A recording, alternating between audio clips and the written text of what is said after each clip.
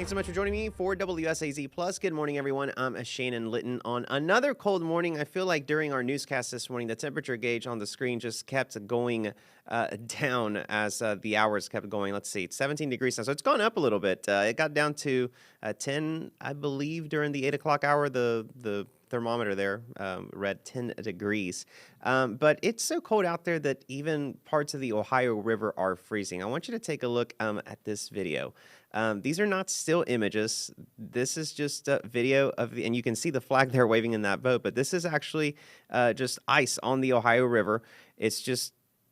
It's really just gotten bad over there because of what we've seen in terms of the weather lately. Now, we took these images over in Greenup County, Kentucky, and you can see for yourself just how much of that has frozen over through this time. So definitely still slick out there. It's those, secondary roads that are a little bit troublesome to travel in today. So keep that in mind. Most of the primary roads are looking okay, but still need to keep that in mind as you're going through. Those secondary roads not going to be great today, probably still frozen over.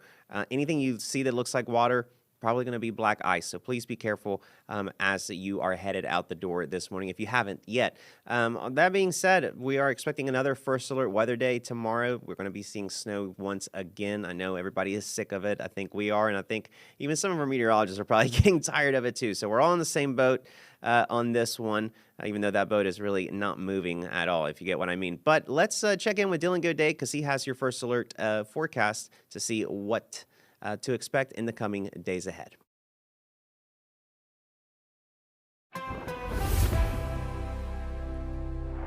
Here's a look at your forecast for your Thursday. It's a cold start to the day, yes, but our attention's really on the Clipper system that's expected to pass through the area on Friday. Now, this may come in a couple waves of snow. First one's looking more and more likely to impact us by lunchtime, if not during the late morning hours of Friday, with mild air, yes, to follow into next week. But again, we have to get through the snow tomorrow, and it's accumulating snow for really most of the area. The best chance of getting more than an inch or two, though, would be to the east of Charleston as you climb an elevation, because they're going to be dealing with lingering snow showers and accumulation Friday night into Saturday morning, where the bulk of the lower elevation areas, your accumulation is going to be on Friday itself. So lesser amounts for you, but slick roads and low visibility, the main concerns. Futurecast showing through lunchtime today, we're good to go. By the afternoon hours, we'll increase the cloud cover.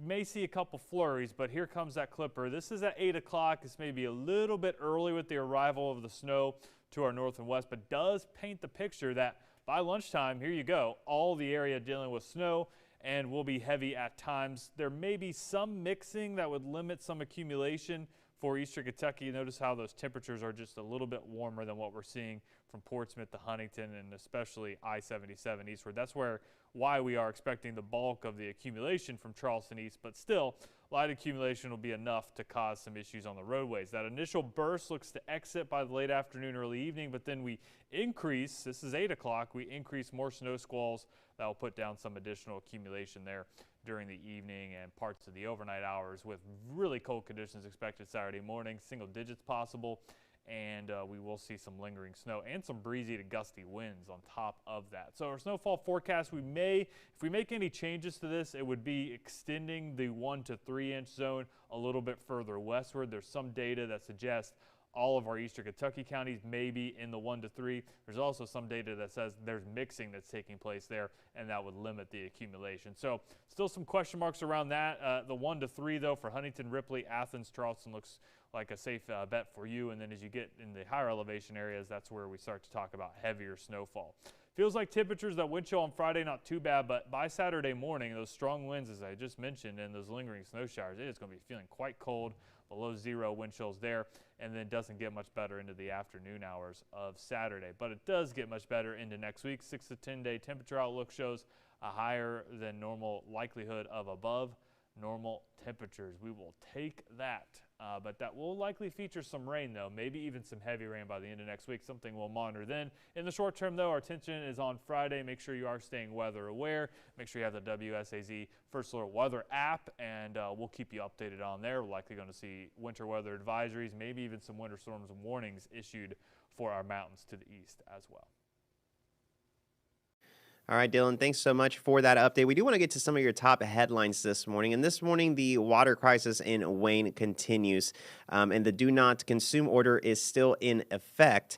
Now, we can tell you this is almost 3 weeks after that vandalism incident happened, and it caused oil to spill into the waterway. So it'll be 3 weeks tomorrow, I believe. That means people in Wayne can't do laundry at home. They can't shower. But one man, Michael Atkins, is making sure his neighbors can still do those necessary tasks. Now, it looks like, yeah, I'm making sure this is the right video that I'm showing you. It looks like it should be. I just wanted to double check here.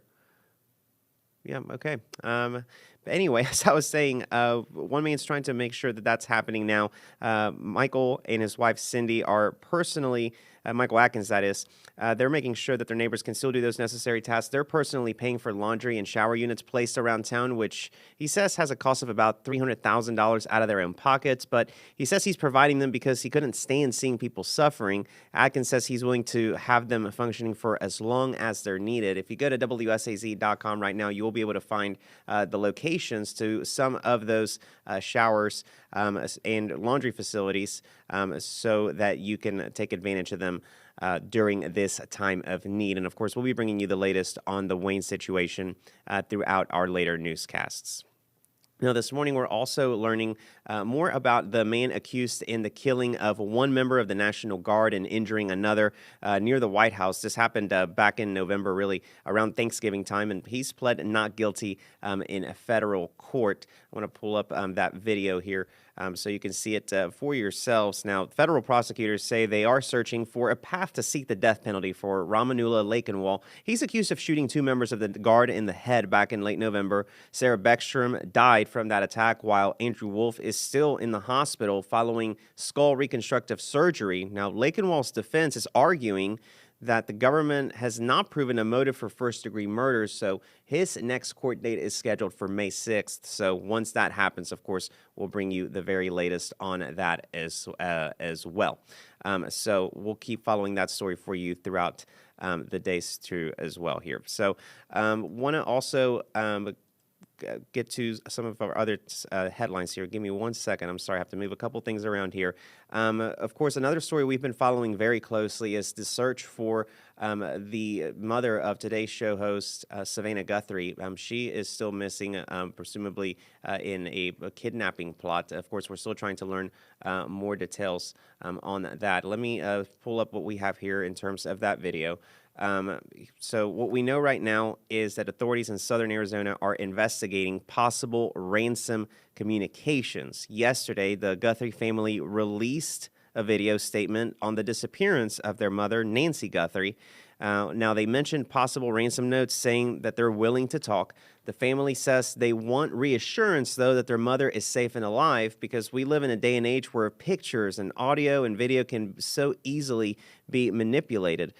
So that is one of the things that they're worried about with this. So if you're looking for more in-depth coverage of this story, you can check out the WSAZ Plus app. That's where we have a lot of this information. And of course, we have everything from special reports to direct interviews with the Pima County Sheriff and a deeper look inside the investigation into Nancy's disappearance. And it's all free to stream right now on the WSAZ Plus app.